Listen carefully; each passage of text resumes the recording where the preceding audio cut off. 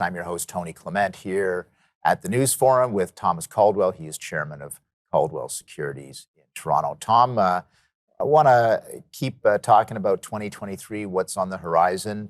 What about the energy sector? Do you see that continuing to grow? I mean, obviously, you've identified one of our issues as Canadians is getting our energy resources to a market.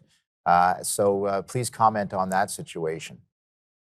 I don't see any improvement in that area. The mood of government is locked in this climate change, scenario that energy, those hydrocarbons are bad, and we're going to move over time to more electrification. You see, everybody's jumping on the fact that nuclear fusion. We're seeing a few possibilities there. We're a long way from that, and we are going to be dependent on hydrocarbons. It doesn't matter how rabid an ideologue you are, climate change. We're going to be dependent on quite a period of time. And I think that realization is slowly dawning on people, particularly in Europe with the Ukraine surprise. But I think oil and energy prices are going to increase again. We've had a dip off here, but I think they're going to come back up. I still have investments in the Canadian energy sector, and I feel pretty confident about those positions. I think they'll do better again. It was a very good year last year. I think they will continue to do well. So the delivery of more that's a moot point because everybody seems to be cast in stone in their views, and particularly the feds, and of course, whether it be the indigenous groups or Quebec, they don't want pipelines going across their area. So it does hamper our growth as a country and are helping out with climate change by generating liquid natural gas. So we just can't do that. We're not an investment destination anymore. There's just too much hair on the whole exercise in Canada. So I still think, remember, these energy companies all make money at $50 oil. They all do well at that. And it's about 77 or so today and increasing a little bit. Right. Can we talk a little bit about the U.S. economy too, Tom? Obviously, there's been a change in the House of Representatives that'll take place in early January. What do you think is going to happen with the U.S. economy, and how is the U.S. Congress going to play into that?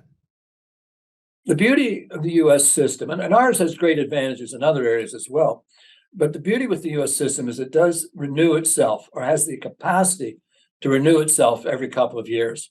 I think the interim election that just passed, just in November, was quite interesting because on one hand it said we want to see some changes, we want to break on government, but oh, by the way, we're not prepared to go Trumpian all over again. Nobody wants that conflict environment anymore. So there were several messages coming across, and I think it was quite a satisfactory response for more balanced, rational, and competent government going forward. I don't know that Congress can put a brake on a lot of things.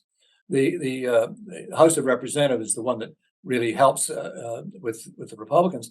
The Senate, I see one of the senators now is going to go back as an independent.